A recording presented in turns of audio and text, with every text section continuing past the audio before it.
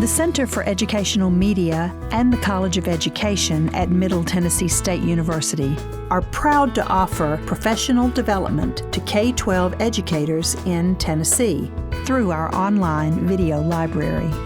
These videos are aligned with standards set by the Tennessee Department of Education.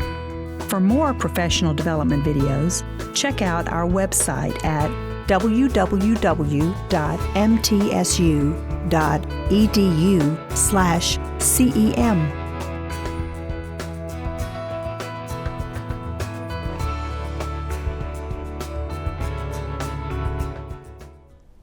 All right, well, I am happy to welcome our presenters for the afternoon session. And so, Mr. Reginald Nash and Ms. Maylee Powell from the Education Trust, if you'll join us up here. We have a topic here today, again, that as school counselors, we need to have this as part of our mindset, and that is policy and advocacy. So I will give the floor, Mr. Nash, welcome. Ms. Powell, welcome. We're so glad you're here. Well, good afternoon. My name is Reggie Nash. I'm the External Relations Manager for the Education Trust in Tennessee, a statewide policy and advocacy organization that really seeks to improve educational outcomes for students of color and those from low-income backgrounds. And my colleague? And my name is Maylee Powell. I think this is on. I'm Advocacy and Partnerships Manager for the Education Trust in Tennessee. Previously taught first and third grade and worked as a literacy coach in Memphis, and also at Vanderbilt Graduate School with Reggie as well. So we're really excited to present to you all today a presentation that we give fairly often, and we've given to members of the Tennessee School Counselor Association before, and we hope that each of you will find to be valuable, on Education Policy and Advocacy 101 here in the Tennessee landscape. So I'll get us started by going over our agenda. So in our conversation today, we'll give a quick overview about Ed Trust, who we are nationally here on the state level, and specifics around our advocacy and policy agenda. We'll go over Tennessee education governance, kind of giving you a foundation on the key decision makers in education policy at the state level in Tennessee. We'll cover some advocacy tools and strategies, kind of thinking about ways that you can engage in a smarter, more targeted and strategic way in so many important conversations that are happening across the state. We'll then talk some more about finding and meeting with elected officials, navigating legislation and the General Assembly website. And then we'll finish up with advocacy from your seat, kind of thinking about some quick tips on engaging on the local level, as well as connect you to some of our resources at Ed Trust. So just to give a quick overview, the Education Trust in Tennessee, this is the national level. Education Trust has been around for about 25 years at the federal level, really leaning in with the legislative branch, so of course Congress, the U.S. House of Representatives, and the U.S. Senate, the executive branch, so leaning into the White House and the U.S. Department of Education. As I shared earlier, we're really unapologetically committed to improving outcomes for students of color and those from low-income backgrounds. As you all know in schools every day, so many of the disparities that have been really persisting for generations, and we see those here in Tennessee as well. We really consider ourselves to be equity-driven, data-centered, and student-focused, so we really incorporate student voice and leadership into our work as well. We have a multi-tiered organizational structure. So we have a presence in now 8 states from really coast to coast. We also have smaller targeted state offices in Tennessee, Louisiana, Texas, and Massachusetts. We also support coalitions in other states. So our neighbors to the north in Kentucky, most recently the Washington office opened up their own state office, and we support presence in North Carolina, Delaware, Maryland, and Illinois as well. More specific here to the Tennessee context, our office was opened in January 2020 by our state director, Jeannie Pupo-Walker, in Nashville. Again, kind of taking that same equity focus and applying that to the state level here in Tennessee. So we really say that we're rooted in connecting policy and community. So working in partnership with folks like you who are on the ground in schools every day, with youth leaders, student leaders, and other advocates and researchers across the state. Our work is really targeted around so many different policy levers and strategies here in Tennessee. So our sweet spot is definitely at the state level. The great majority of our advocacy happens in the branches that we have covered here. So of course, leaning into the governor's office, the executive branch, the Tennessee Department of Education, which is appointed by the executive branch, the Tennessee State Board of Education related to rulemaking and other state level education policies, the Higher Education Commission and the Board of Regents related to, of course, higher education, the Public Charter School Commission, which is newest to the Tennessee education landscape, kind of governing charter school governance in Tennessee. And the bulk of our work happens at the Tennessee General Assembly, so really leaning in to legislation and things that are coming out of Cordell Hull in Nashville.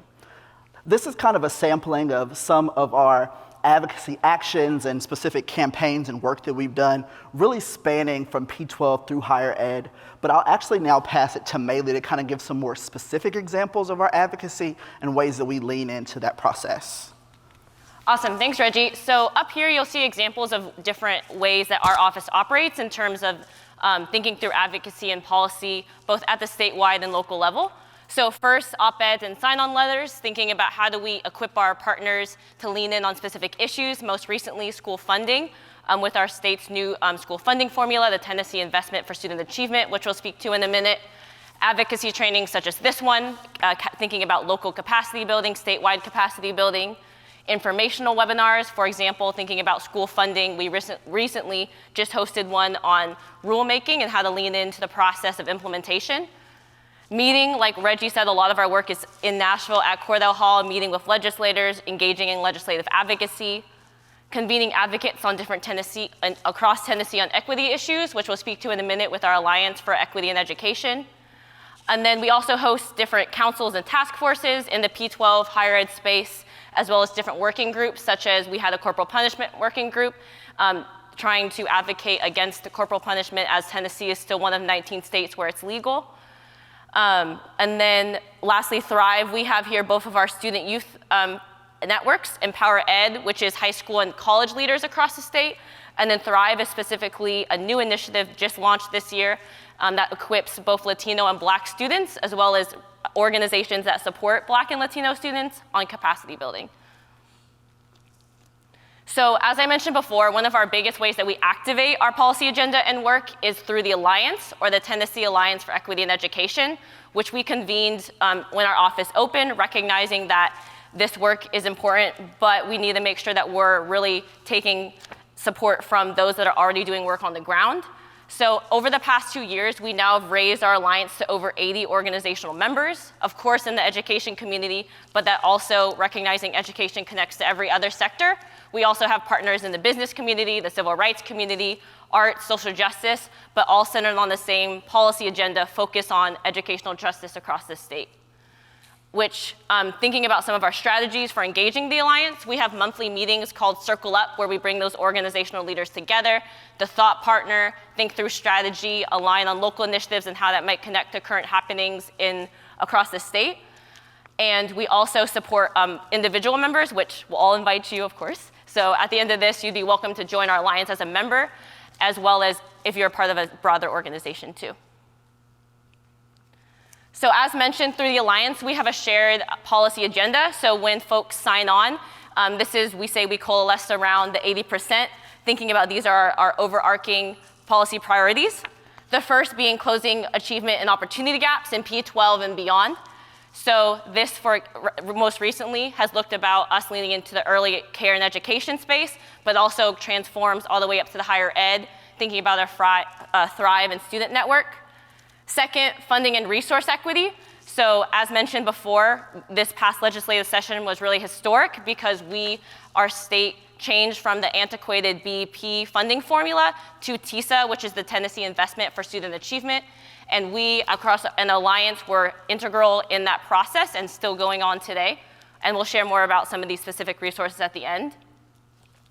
Third, increase educator diversity and quality. One of our close partners is TECA, the Tennessee Educator of Color Alliance, and we work with them on the educator diversity policy that's supporting districts with making sure that educator diversity statistics are published, and then there's more support for retention and recruitment of educators of color. Fifth, additional protection opportunities during a crisis.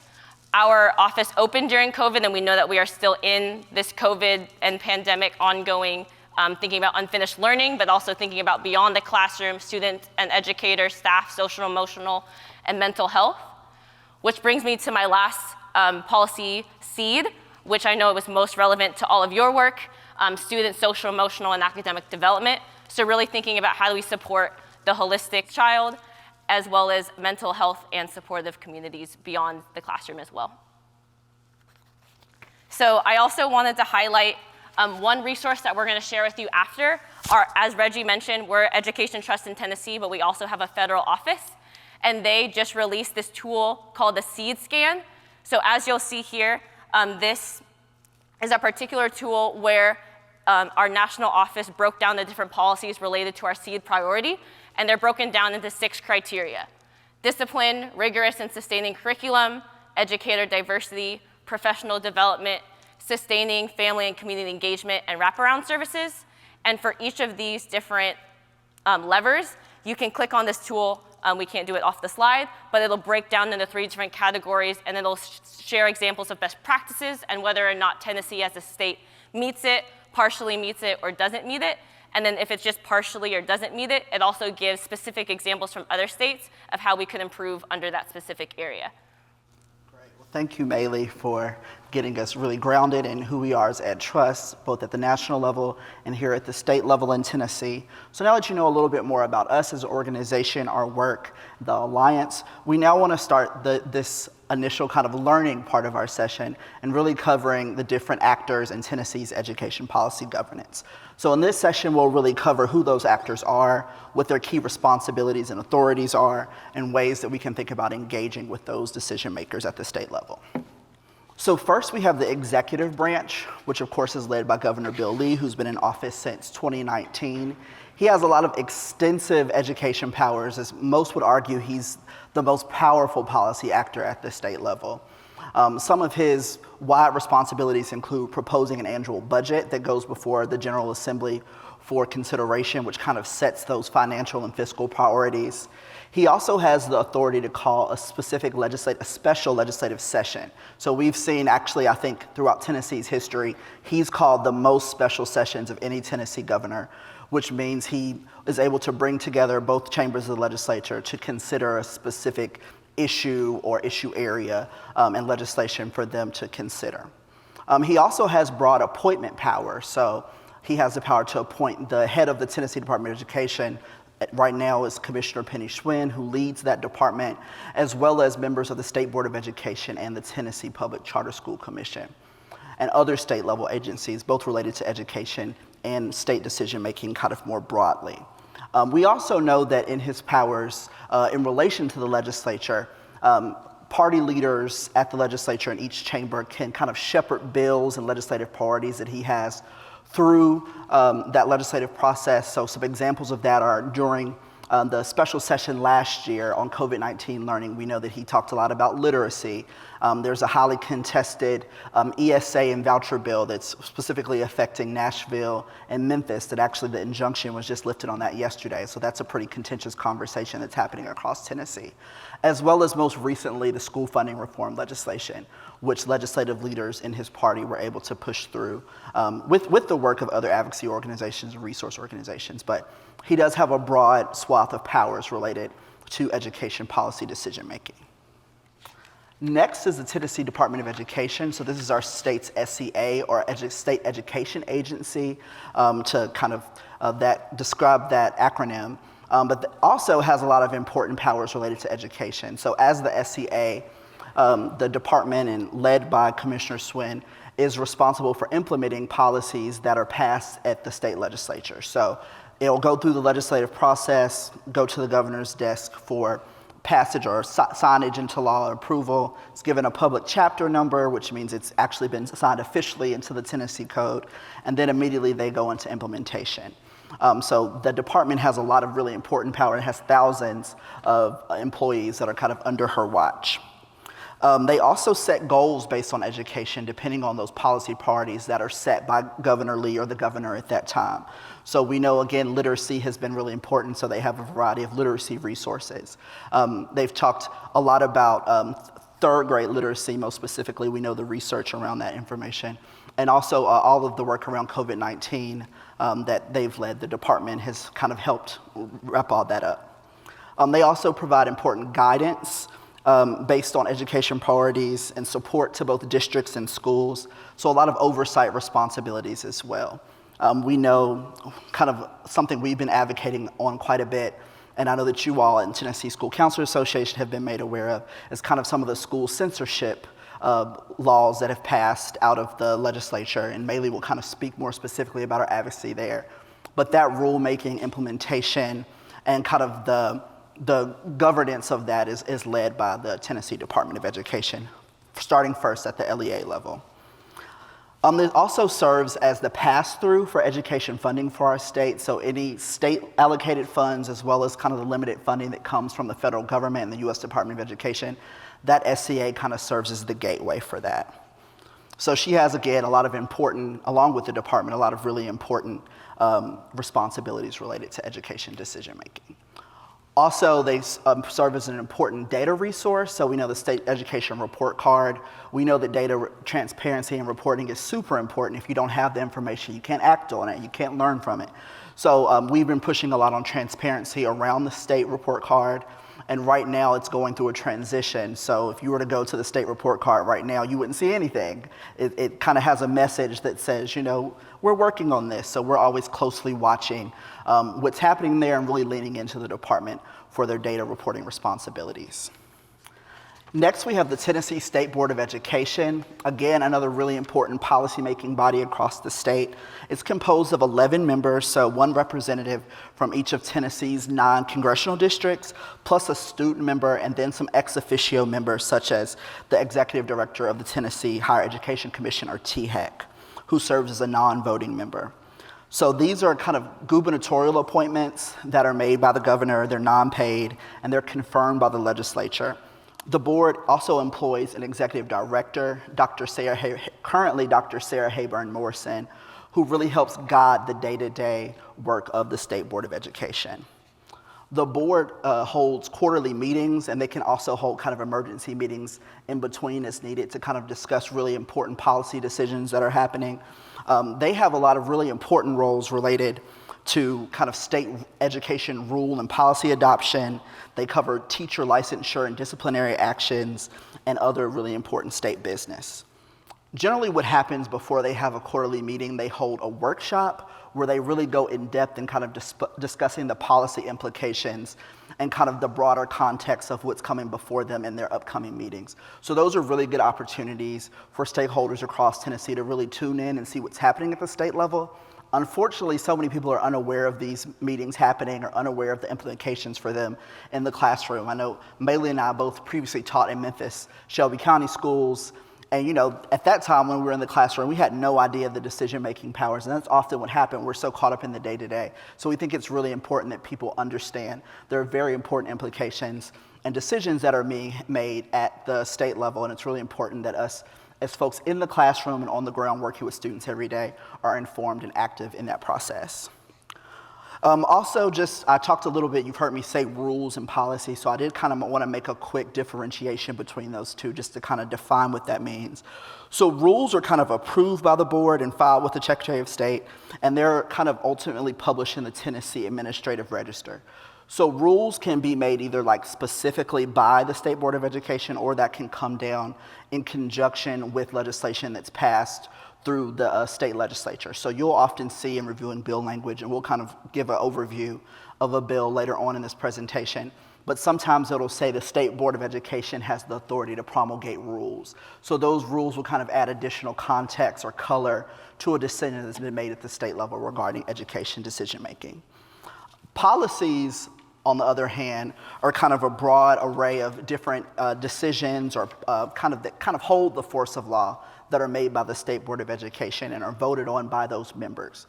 So an example of that, Maylee, I think, mentioned earlier, we were really active in supporting the educator diversity policy that was passed last year, early in 2021, alongside our partner, the Tennessee Educators of Color Alliance.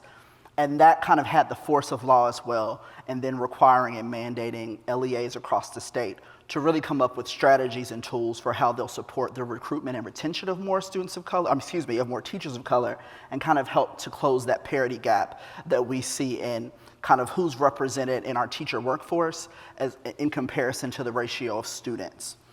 So that's one success that we've had with the State Board of Education. There are a number of other decisions that they're leaning in on related to school funding and this TISA upcoming implementation as well. Really quickly, just to highlight another thing regarding the State Board of Education, they release a master plan every several years, and that kind of helps guide the state's kind of education priorities. So there's so many different players in this piece. You have the governor, the executive branch that I've talked about before, which this is kind of a subset of that, as well as the state legislature that sets their priorities as well. The state board also has a hand in this. So they'll review that generally around every spring or summer and kind of re-update that depending on, what's happening, like for instance with COVID-19. That of course caused a dramatic shift in those priorities. I'll now pass it over back to Maylee to kind of cover some other important agencies in that Tennessee education landscape. Awesome, thanks Reggie. So a very recent new commission is the Tennessee Public Charter School Commission, or the TPCSC for short, which was actually established recently in 2019. And it assumed responsibilities from the State Board of Education just this past year in 2021. The main role of the TPCSC is to serve as an authorizer for charter school operators that are filing for appeals, so new start, revocation, or renewals. And then the TPCSC serves as the authorizer if those appeals are granted. And so as the authorizer, the Charter School Commission would then serve as the LEA, or the local education agency, that oversee that charter school. And manage oversight that they approve, and this could look like visits and different policies related to that. But backing up a little bit when thinking about the process that goes through, charter operators must first apply to their local school board. The TPCSC comes into play if they're denied by the local school board, that charter school operator can then apply to the TPCSC, and if approved, and they also must, it's not a random process, they have to meet the rigorous same standards implemented by TDOE that Reggie just described, who sets that rubric. And then again, the operator is the TPCSC, and they oversee all of the schools that were previously overseen by the state board. In terms of the composition of the charter school body, on the left you can see, I realize her name's not on there, but that's Director Tess Stovall. And there are also 3 members from each of Tennessee's grand divisions represented. And since they're new, their terms are 3 to 5 years, but once they leave, the new members will be appointed for 5 years.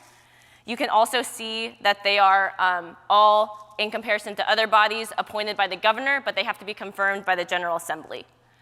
The next thing to note is that, as Reggie said, it's kind of hard to keep track of when meetings happen, but they do meet quarterly, and so that could be, their quarterly meetings could be them reviewing applications, but also reviewing policies and progress of their various charter schools that they're overseeing. And just kind of looking at the broader scope of why it's important to follow the TPCSC, currently in Tennessee, 1 out of 22 students are in a charter school. And I think there's approximately 115 charter schools, but all of those you'll see only in the urban districts, so the Memphis or the Nashville area. So when thinking about quality education, we know that also extends to what's happening in our charter schools. Next is the Tennessee Higher Education Commission, or THEC.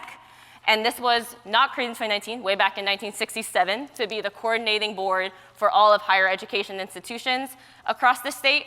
They also meet quarterly with the goal of increasing the number of Tennesseans with a post-secondary credential. As you'll see here, there's various responsibilities that THEC has, such as improving academic programs, conducting post-secondary research. THEC really acts as a data hub for the state, which I'll speak to a report that they just released that had some alarming statistics. They also authorize proprietary institutions, which are for-profit colleges and universities. And then they also have some specific tasks like supporting veterans through approving their education benefits. And they also administer what's called the outcomes-based funding formula, which is how higher education institutions get funding, so different from the K-12 TISA, which is based off of outcomes and production through the various colleges and universities. On the left here, you'll see the board composition. So there's 9 voting members, and they each serve for 6-year terms. Similar to other bodies, they represent each of the grand divisions across Tennessee generally, but they are appointed by the general public. There's also some ex officio non-voting members at the bottom here. You'll see the state treasurer, secretary of the state, as well as the comptroller of the treasury. And then on that bottom right, you'll see Dr. Sarah Morrison, who acts as the executive director. And there's also on the far left, you'll see a student voting member who serves one-year terms as well. As mentioned earlier, THEC releases different data publications related to higher education progress across the state. Recently, they published the inaugural College Going and Class of 2021 report, which broke down college going data across the state from that last year compared to 2020. We know it was during the pandemic, but there was various quantitative alarming statistics that came out. Overall across the state, 52.8% was the college going rate, but that was a 9% drop overall. And specifically when thinking about educational justice and equity, there was a 15% drop for Black students and a 13% drop for Latino students, and also a stark racial or gender gap of 13% between women and men. So that's something that we've been leaning in on, as well as our partners in the higher education space as well. Next is TBR, the Tennessee Board of Regents, which oversees our community college and TCATs, which are the Tennessee Colleges of Applied Technology. Currently, there are 13 community colleges across the state and 27 TCATs that are spread across 175 different teaching locations. The governor appoints the majority of this board, but they're a combination of citizens, faculty members, and there's also student representation on TBR as well. Here you'll see some of the responsibilities that TBR has compared to THEC, and this is more on providing support systems, establishing guidelines across institutions. So for example, this could be hiring a campus president, promoting staff, or approving various academic programs within the community college or the TCAT space. One initiative listed at the bottom here, I know it's a little bit cut off, but is TBR's Drive to 55. So one point in their strategic plan is focusing on student success, workforce development, and access, with the goal to achieve 55% of Tennesseans with a post-secondary credential by 2025. So they've been really working hard on trying to expand access. One thing that they shared last fall is they're trying to expand apprenticeship programs to support that credential opportunity across the state. And I'll pass it back to Reggie, who's going to bring that back down to the local level. Thank you, Maylee. So now we'll just take a quick look at the local level, which is what so many of us are probably most familiar with. So LEAs, local education agencies, those are kind of the governing bodies for local students and local school districts. So at this level, school districts, or more formally the LEAs, are really driven largely by school boards and superintendents. Although there have been some recent actions looking to kind of look at appointed school boards or mayoral appointed school boards, that has not been successful in Tennessee. So right now, those people are elected to school boards based on kind of the local public will. They're elected to establish policies and procedures, evaluate the performance outcome, and also set district operations. They also have the important role of selecting and adopting approved local curriculum as well. Superintendents, who are often under the purview of the school board, are selected by those board members to kind of help work to identify needs, help develop ideas and regulations, as well as provide leadership and kind of serve as the day-to-day public face of a school district. So the superintendents, as we all know, kind of serve as the person that you often see at the front end of a school district's decision-making. And this slide just kind of gives a quick overview of Tennessee LEAs at a glance, kind of just providing some interesting numbers and statistics about Tennessee across the state. So currently we have 147 districts that are kind of organized based on 8 regions. So we know we have our larger 3 grand divisions, but there's kind of an additional network that kind of falls under that to organize our school districts. And 95 counties, as well as the Achievement School District that serves as our state turnaround district. I actually taught in that district back in Memphis, as well as state-run schools and schools that fall under the purview of the Tennessee Public Charter School Commission that Maylee highlighted earlier. We also have 13 special school districts, as well as some remaining districts that fall under municipal or city districts. So I know we've covered so much information, and I promise, I thank y'all so much for bearing with me. I've seen some engaged nods and smiles, so we really appreciate that. But I promise we're working our way on through, so we're hoping that this information is proving to be relevant and helpful for you all. So next I'll go into the legislative branch, which we've shared has been kind of the bulk of EdTrust work at the state level. So we know that the legislative branch in Tennessee is represented by the Tennessee General Assembly.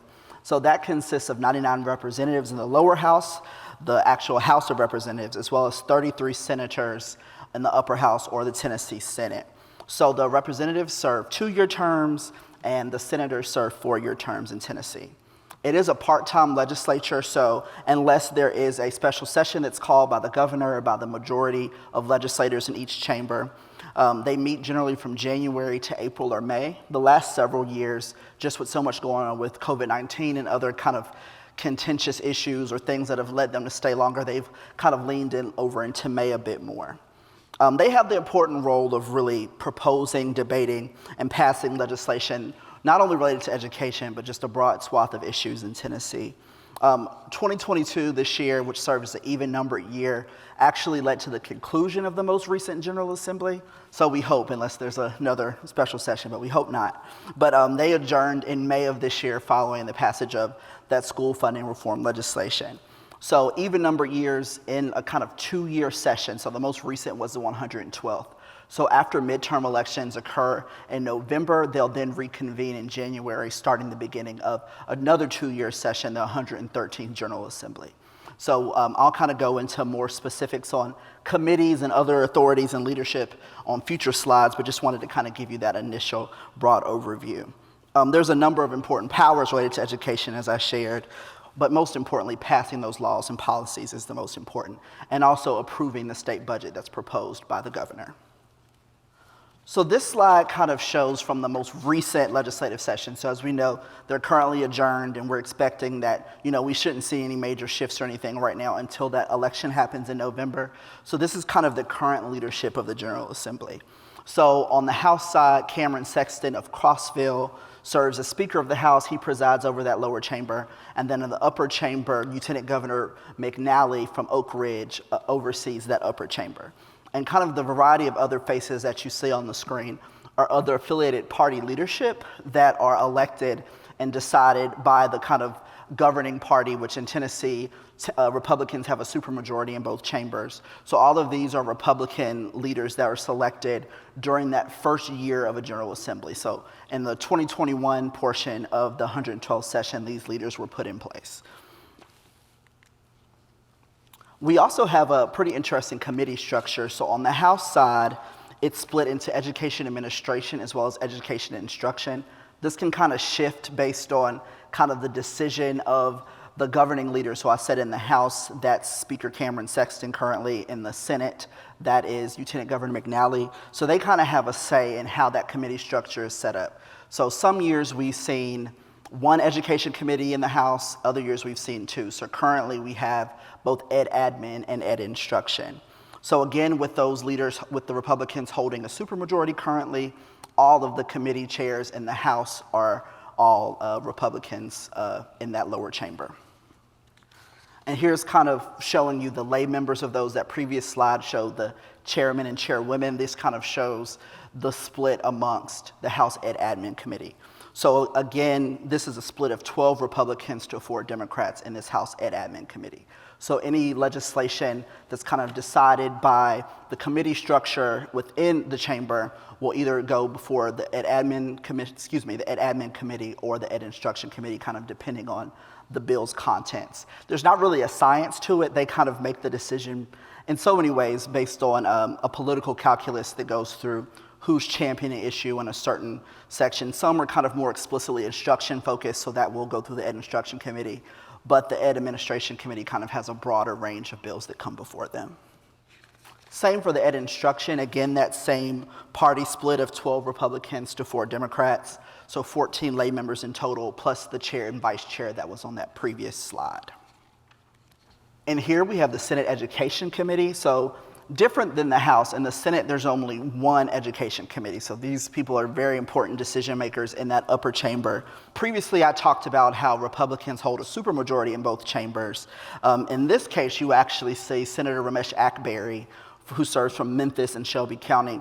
Because of her kind of political skillmanship and respect on both sides of the aisle, Lieutenant Governor McNally actually appointed her to a leadership role on this committee. So she currently, it says right here, second vice chair, but she acted as first vice chair in this most recent legislative session, following some legal challenges and difficulties from Senator Brian Kelsey, who was previously the chair of the Senate Education Committee. So John Lundberg, who represents Eastern Tennessee from Bristol, he served as an acting chair, moving up from first vice chair and then taking over the gavel on that committee.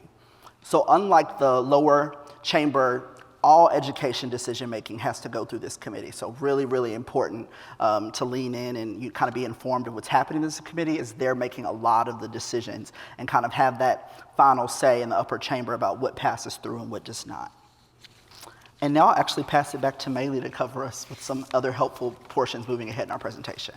Awesome, thanks Reggie. So now that we have a better understanding of some of the key players and grounded ourselves in the larger Tennessee landscape, we're going to transition to thinking about breaking that down into advocacy strategies, tools for engagement that you can use in your school at the local level, and seeing how they connect to what's happening at the state.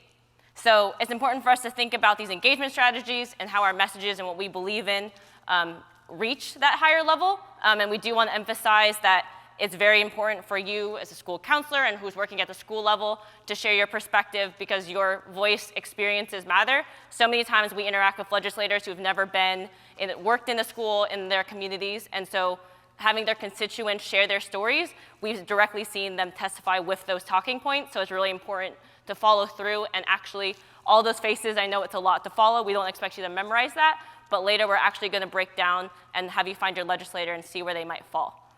But backing up even more, I know that you hear advocacy a lot thrown around, so I'd like to take a step back and just see if when you hear that word, you can either shout or raise your hand of what comes to mind when you think of advocacy. Yeah. I automatically think of TEA, like our local teachers unions, and the stuff we see them do locally in our school representatives, as well as their Capitol Hill work. Awesome. So the TEA, the teacher union. And it could be a person, or it could be, when you think of the word, like the definition of how would you define advocacy too.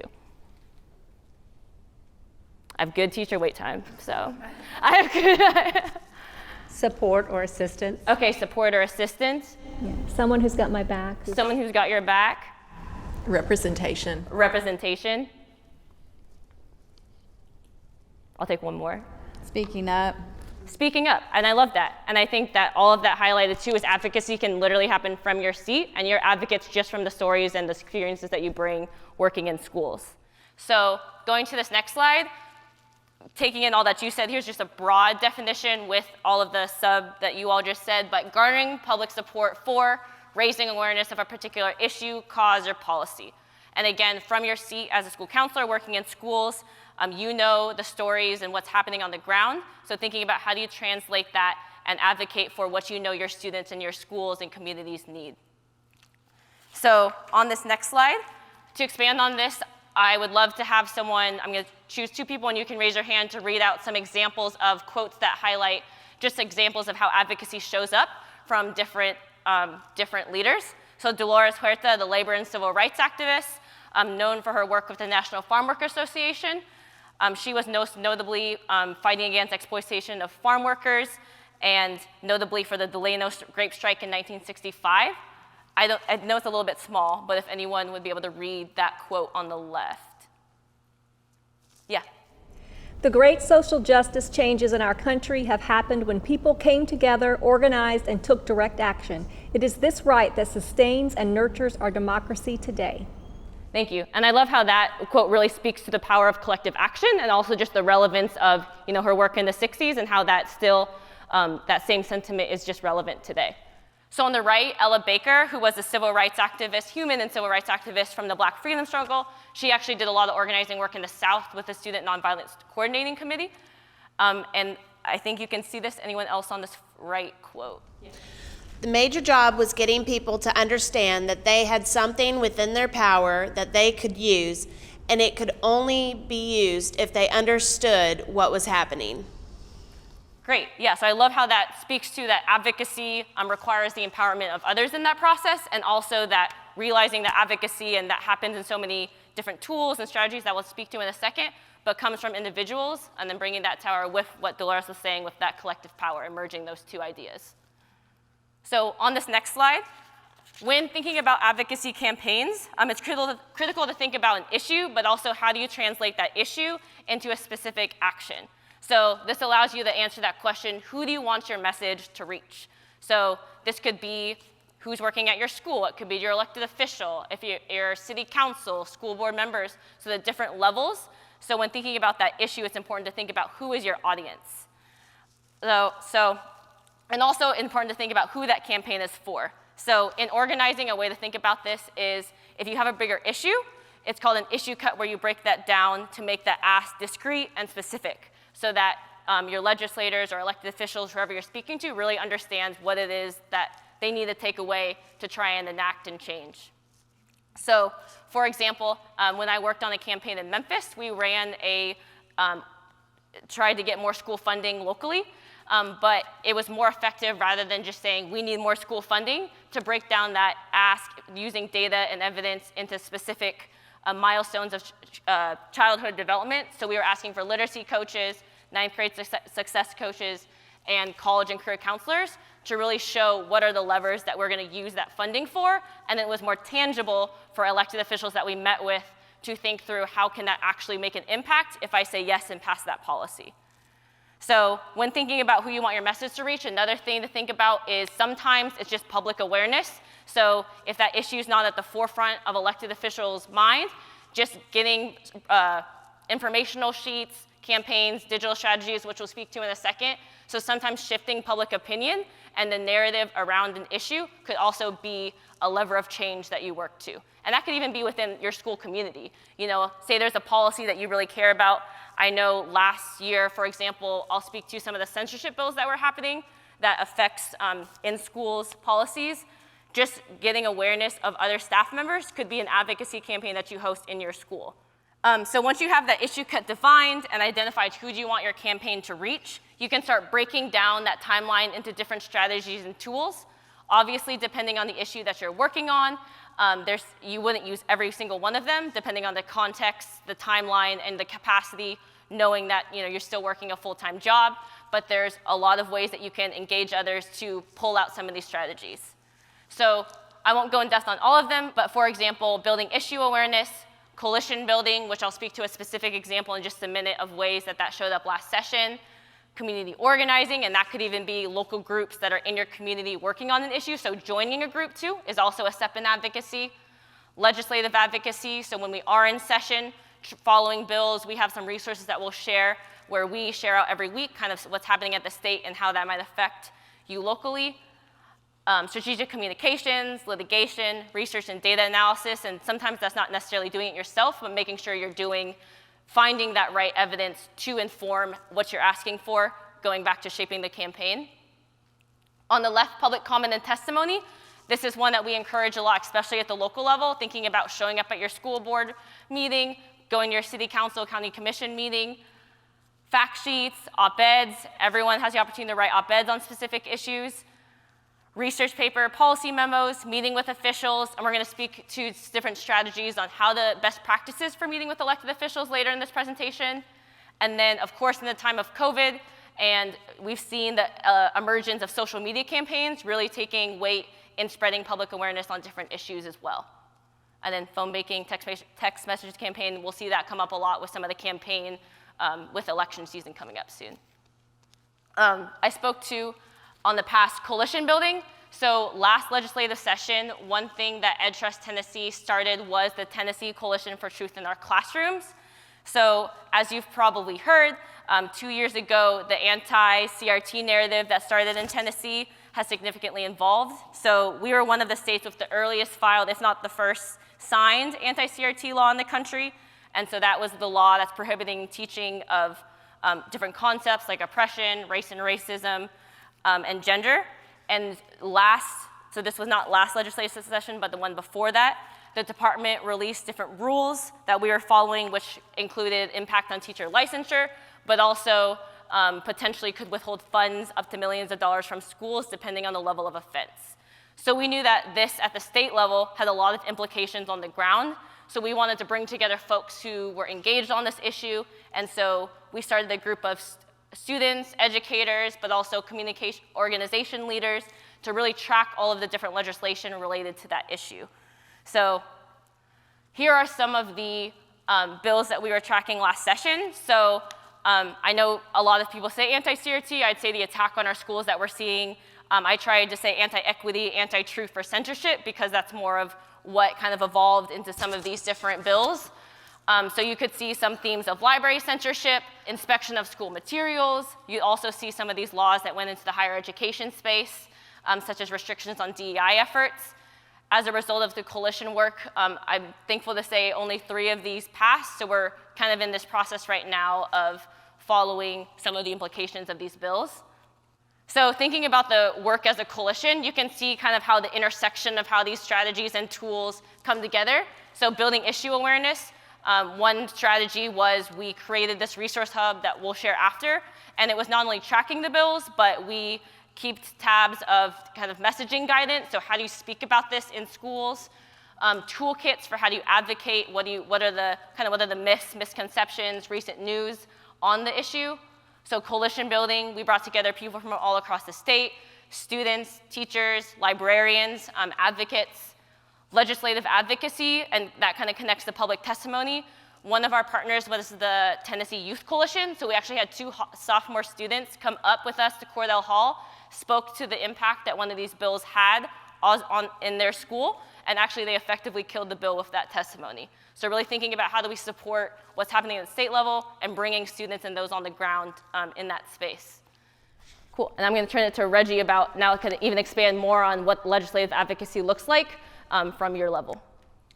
And I might go through some of these slides just a little faster because we have a lot of really valuable, more actionable skills and kind of strategies and tools we want to talk with you all about. So I'll cover these, but we'll make sure you all are able to access this slide deck and kind of have the ability to see some of these. But quickly, I just want to go over some helpful tools and resources. So something I do like to do with the groups that we engage with is to do a Find Your Legislator activity.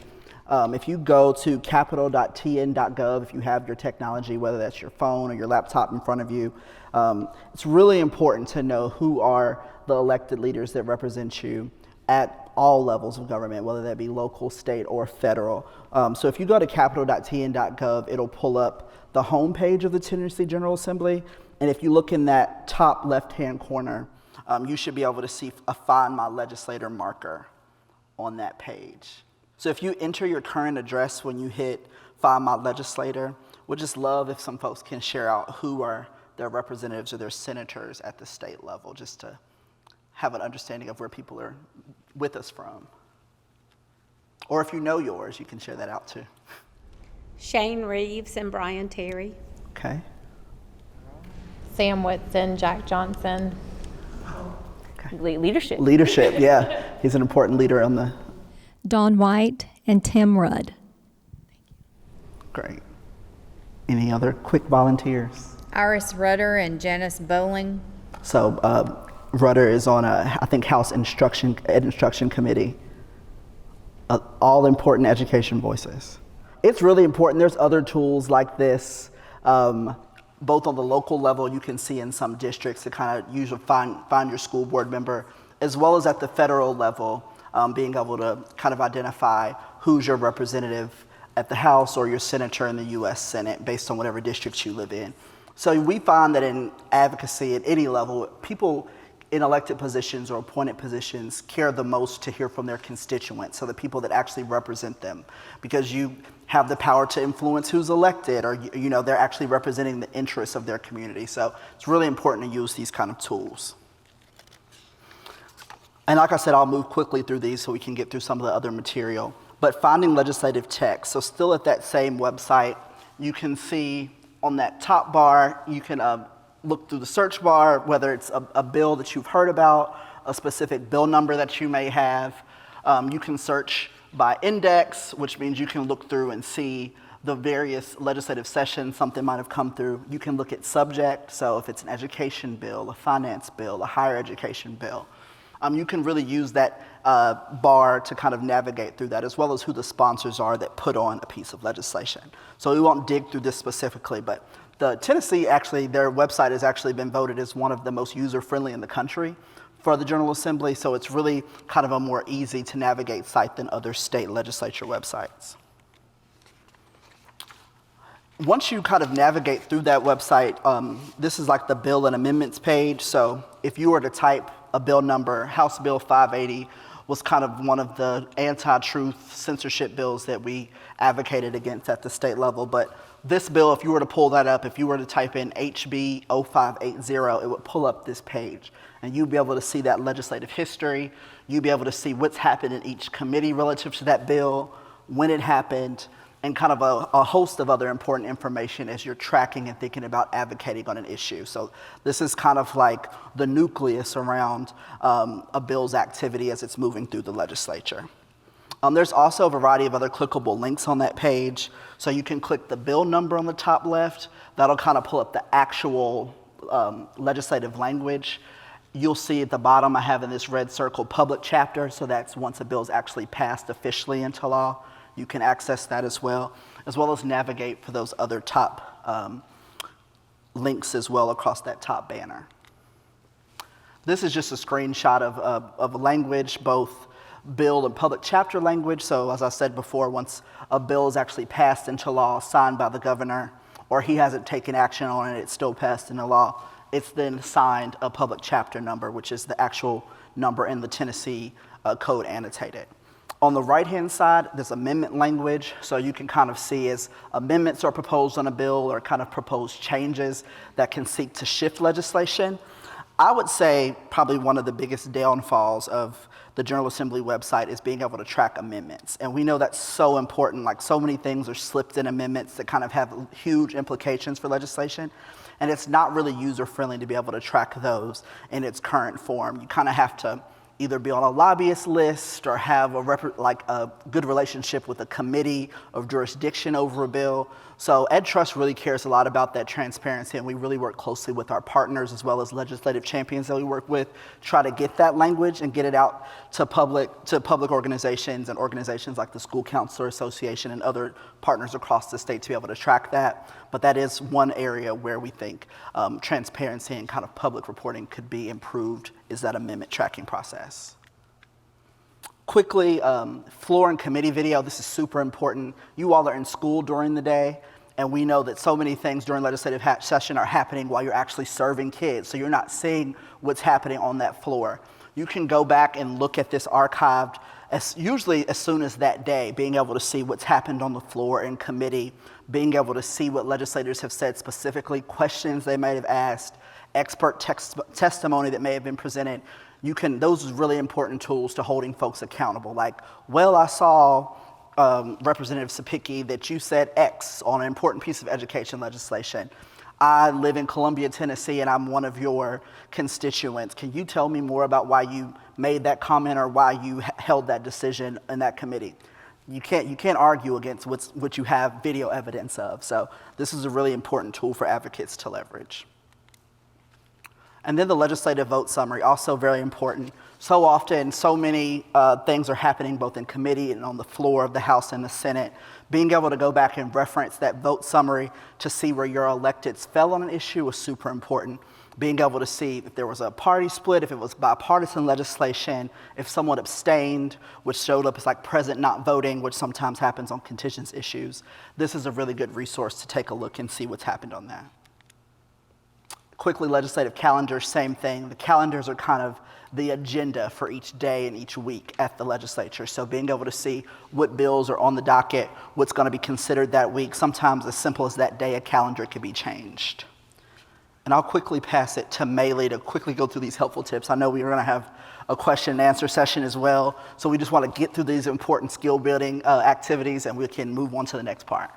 All right, quick 101 of how meeting with elected officials. Can I get a quick, if you've met with an elected official before? Okay, a few people. Well, here's a quick kind of 101 of just some of the steps that you would go through.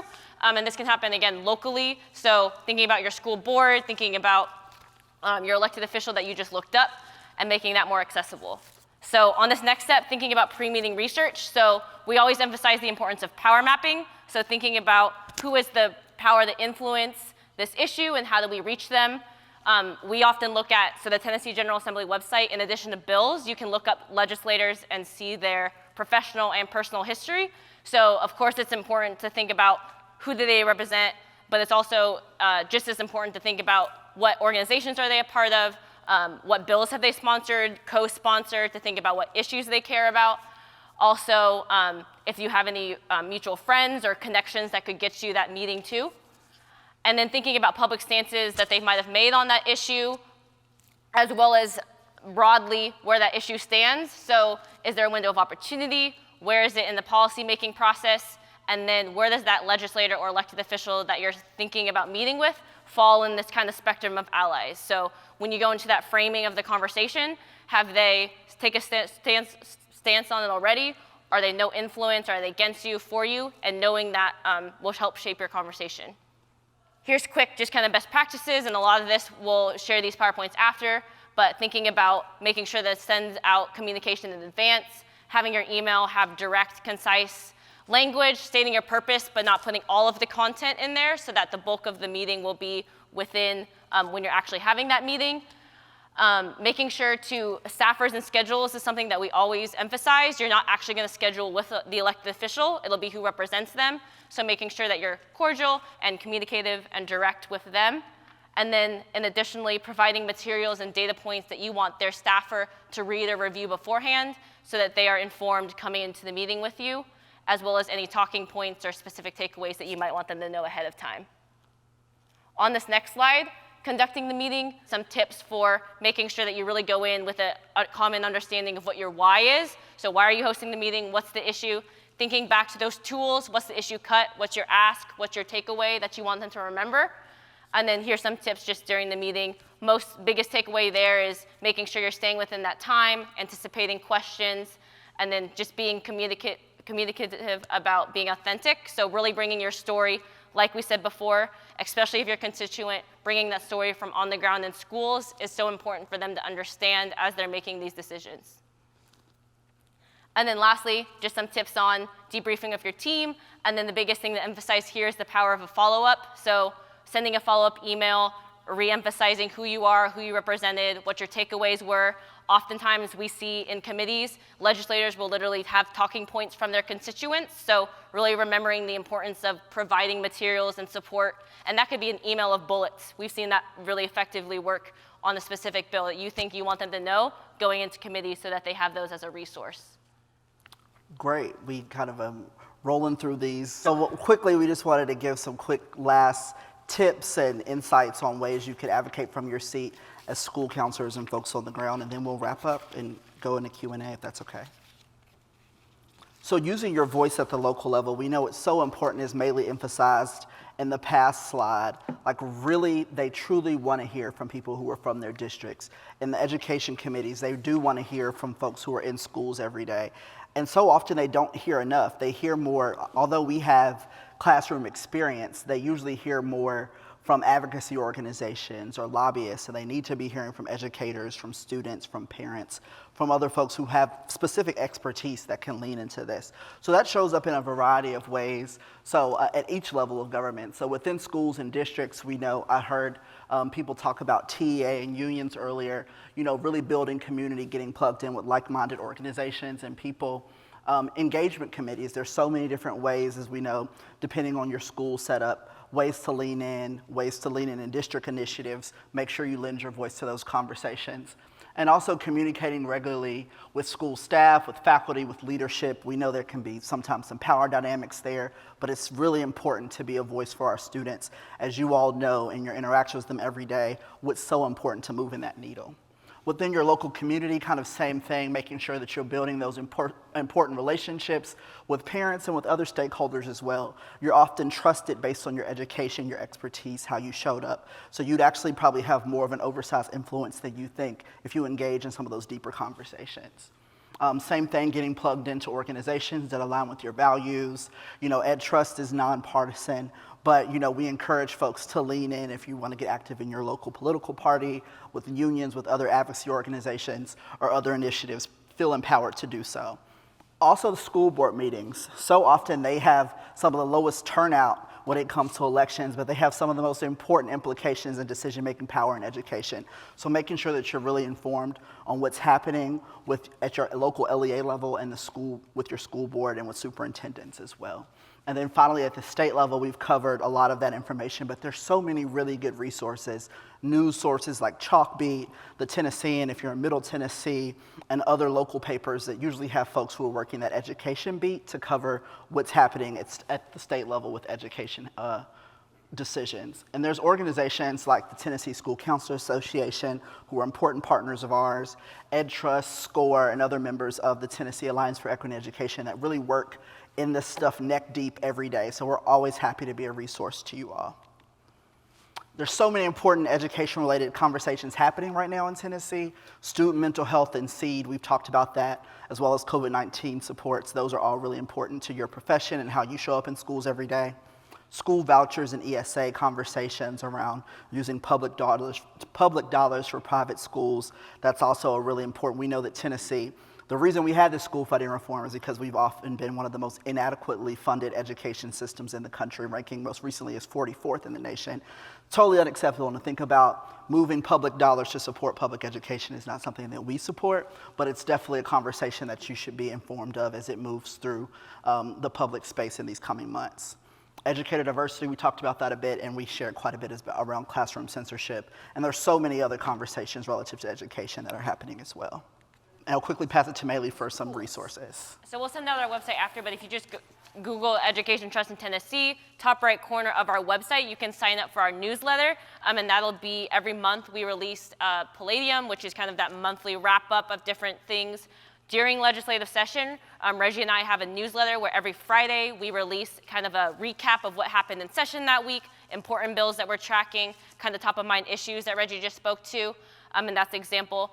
Also on our website, if you go under blog post, I think it's at the bottom, but you can look for 5 things. So we also know that, as spoken earlier, sometimes most of the time these meetings happen during the day. So we have folks that watch them and kind of have a 5 takeaway blog posts from that meeting, as well as links, as well as a resource. You can also, we've mentioned TZN school funding a lot. We have a whole website dedicated to understanding school funding, the past formula, the new formula, implications for specific groups, as well as the rulemaking process. So you can see a school finance glossary. Last year, we hosted the Tennessee School Finance Learning Series if you really want to go deep into school finance. But most importantly, you'll see we have a template if you're interested in providing feedback on the formula. So you can also find that on this website here, and we'll be sure to send that out. And then lastly, at the beginning of this, I mentioned our Tennessee Alliance for Equity in Education has over 80 organizations, but we also have hundreds of individual members to stay engaged. So if you're interested in joining, you can sign up on our website. At the bottom, there's like an Alliance separate website. So you can just type in your information, and then you'll be added to our listserv to make sure that you have up-to-date information of all of our events, resources, and things happening throughout the year as well. And then last but not least, we know that we covered a whole lot of information. So here's our email information, and I think we also have a few minutes for a few questions as well. And then there's that main website where you can reach all of the resources that I just listed on these past slides. Let me start by saying one of our viewers on live stream did make the comment, the lead counselors in our district consistently advocate for the appropriate use of school counselors, and this person has also advocated for local initiatives, as you just mentioned, with the local city council. So it's not just the school board. There are city councils and there are county commissions that affect education funding. Absolutely. Yeah, currently in Tennessee, in most counties, I believe, those local funding decisions, at least the full kind of permitted funding is decided on that county commissioner level. So you're exactly right. And there's a lot of pushes, I know, with us previously working in Memphis, like pressure on city governments to also contribute to education as well. So that's a point well taken. And one small detail on school funding, whatever entity oversees the district is who controls the funding. So for example, in Rutherford, there is Rutherford County and there's Murfreesboro City. So Murfreesboro City, the council has an impact on Murfreesboro City school funding, and Rutherford County Commission has an impact on Rutherford County schools funding. So you kind of have to know how those local levels interact with the, and drive the funding decisions at the local level of schools. I know one important piece of legislation is the ratio for counselor to students. And let's see, Dr. Ward spoke to us and told us that that is coming up very soon. And who should we write to? I mean, you told us who is in charge of so many different little pockets of education. Where would we get the most response from our letters? I think right now, given, as we were sharing, the rulemaking process is happening right now related to TISA. So we know coming out of the BEP, ratios was kind of what guided those things. There were suggested ratios. I know that the Tennessee School Counselor Association supported the National School Counselor Association's kind of recommended ratio. And unfortunately, Tennessee always fell short of being able to achieve that. So I think there's hope in this reform. There's still a lot of lack of clarity around specifically what's going to happen with that, to be totally honest. But in this rulemaking process, that is super important to lean in there. So I would say right now, in the current span of things, I would say the Tennessee Department of Education, because those rulemaking hearings, if someone was to show up and make a comment regarding school counselor ratios or anything related to school counselors at one of these rulemaking hearings, the department is required by law to respond to that, but only if you're present at the hearing. So that's kind of like the mixed bag with it. It's like being able to be there is so important. If you were just to send them an email, they'll receive it, but if you're there actually, or a representative of your organization or a coalition or a group of people that you're with can make a comment, ask a question on that issue, then they're required to respond. So I would say in the here and now, that would be the most important way. I think also raising issues to your elected leaders, especially if they're on a education committee. If they're not looking currently in that education committee structure that we shared, those chairs are generally responsive to things. Right now they're busy campaigning, but your local representative, the person that represents you at the state level, whether that be in the House or the Senate, they're generally more likely to respond to you being a constituent. But right now, I would say the Department of Education and really leaning into that rulemaking process right now. And may I add, I served on a TISA subcommittee, and so school counselors is one of the areas that had an actual subcommittee, that there was attention given to redefining support for school counselors, as was ELs. And so there were certain subcommittees that we had extended discussions on these things. So they're making the rules now for TISA. It is in law, but they are making rules, and they are open for public comment. I would urge you to do that. Definitely do that. And one more thing I want to add, as an active advocate for about 15 years in Tennessee, know that when bills are proposed, they first go into a subcommittee, if there is one that's appropriate, and then into the main committee. So if you can begin through TASCA, through Ed Trust, to know what those bills are, and you start watching them in January and February when they're filed. Because sometimes if it's the one that you disagree with, you can stop it in the subcommittee level, and it never makes it to the Senate committee or the House committee to eventually make it to the floor. So the work happens, would you agree, during those early discussions?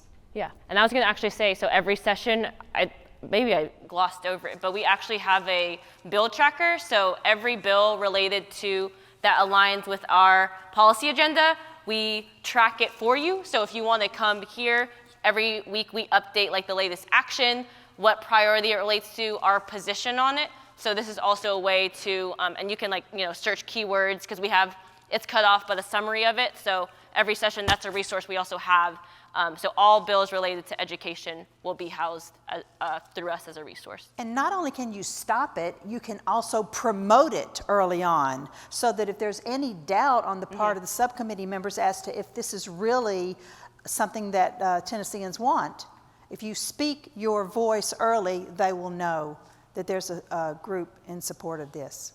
I think you hit a key point in trying to get ahead of them is always better, because the later it's moved in the process, the harder it is to stop. Yeah. So I was kind of rushing through thinking about the timing, but she's exactly right with the subcommittee.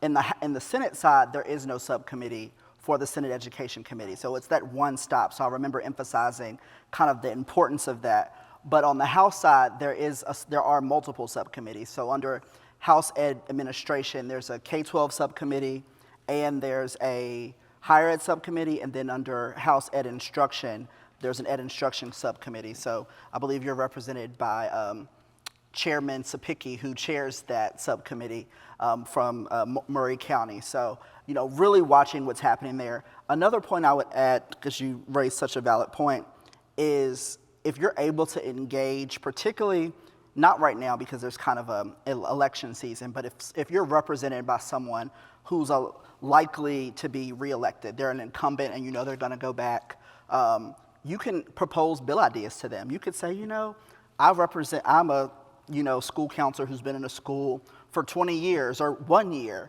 and this is what I've seen on the ground. You should think about legislation related to this. You can do that from your individual seat. So often we get questions about, you know, we're a 501c3 organization. We don't have a C4, but we work with other C4s. And there are ways to make things happen. But you can have a conversation as an individual, regardless if you're part of a larger organization or not, to really kind of help inform that process. So if you have any great ideas from what you're seeing on the ground, propose that to legislators and say, you know, this is something you should think about. And they're usually more likely to take that into consideration seriously if you're one of their constituents. We know that ideas come to our General Assembly from out of state. We know that. There are organizations who do these on a national level. They'll write state laws, then they'll share it with state legislators, and that's why you see similar laws happening in different states. It's because they come from these sources. So there's lots of prep that goes on before bills are brought. And to have an individual voice proposing something, particularly if you can tie it to a high stakes part of education or one that is required by law, that's an important conversation. Any final takers? As they would say on the floor, seeing none, we'll give you your time back. But thank you all so much for being such an amazing crowd. You all have given us the nods that we needed. We were literally outside running, and we really appreciate her coming to meet us and pick us up because we were lost on foot in the heat. So thank you all so much for being with us. We appreciate y'all and hope that you will stay in touch. Thank you.